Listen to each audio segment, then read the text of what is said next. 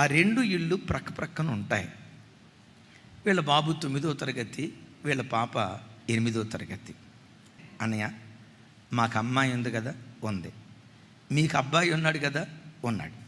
మన బంధుత్వం చెడిపోకుండా ఉండాలంటే మా అమ్మాయిని మీ అబ్బాయికి చేసుకోండి అన్నయ్య, మనం జీవితకాలం అట్లా కలిసి ఉంటాము అని అందట. ఆయన అన్నాడంటే, వాళ్ళు చిన్నపిల్లలమ్మా, ఈ చిన్న వయసులో ఈ వివాహం ఎలాంటి బేజం మనం వాళ్ళు నాటితే వాళ్ళ మనసు పొల్యూట్ అయిపోద్ది. పెద్దరికిన తర్వాత చూద్దాంలే అమ్మా, అప్పుడు ఆలోచిద్దాంలే అమ్మా అని ఈయన కాస్త పెద్దరికంగా అన్నాడు. దినాలు అట్లా గడుస్తూ ఉన్నాయి. అమ్మాయి ఇంటర్మీడియట్ అయిపోయింది, ఎంట్రన్స్ ఎగ్జామ్ ఇంజనీరింగ్ రాసింది, ఓ మంచి కాలేజీలో ఇంజనీరింగ్ సీట్ వచ్చింది, ఇంజనీరింగ్ పూర్తయింది. సత్యం కంప్యూటర్స్లో సాఫ్ట్వేర్ ఇంజనీర్గా 1,20,000 రూపాయలు జీతకెత్తిగా ఆశీర్వదించబడి. ఈ అన్నయ్య కొడుకున్నాడు చూసారా, ఈ అన్నయ్య కొడుకు ఇంజనీరింగ్ వైపు వెళ్లకుండా బీఎస్సీ పూర్తి చేసుకొని, ఎంఎస్సీ పూర్తి చేసుకొని ఎంఫిల్ చేస్తున్నాడు.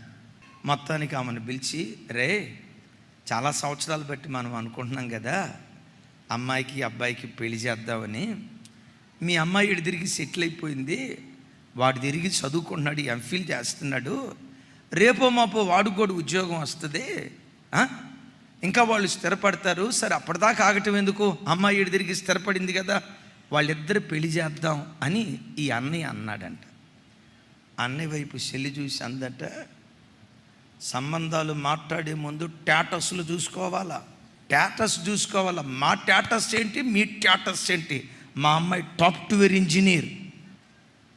ఈయన అన్నాడంట, అంత పెద్ద పెద్ద మాటలు అనొద్దమ్మా, ఆ రోజుల్లో నువ్వు అన్న మాట నేను గుర్తుకు తెస్తున్నాను.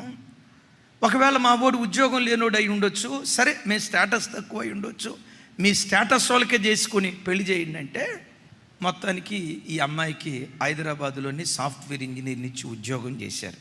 పెళ్ళైన 3 నెలల తర్వాత అద్భుతం తెలుసా, ఆ సాఫ్ట్వేర్ ఇంజనీర్కి ఆల్రెడీ పెళ్ళయిందట, ఈ అమ్మాయి 2వ భార్య అంట. విచిత్రం ఏంటో తెలుసా, ఈరోజు కూడా ఆ అమ్మాయి బ్రతుకు ఎండిన బ్రతుకు అయిపోయింది.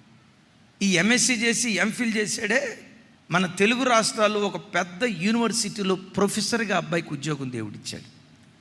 అదే యూనివర్సిటీలో ప్రొఫెసర్గా ఉద్యోగం చేసి మరొక ఆవిడని వివాహం చేసుకున్నాడు.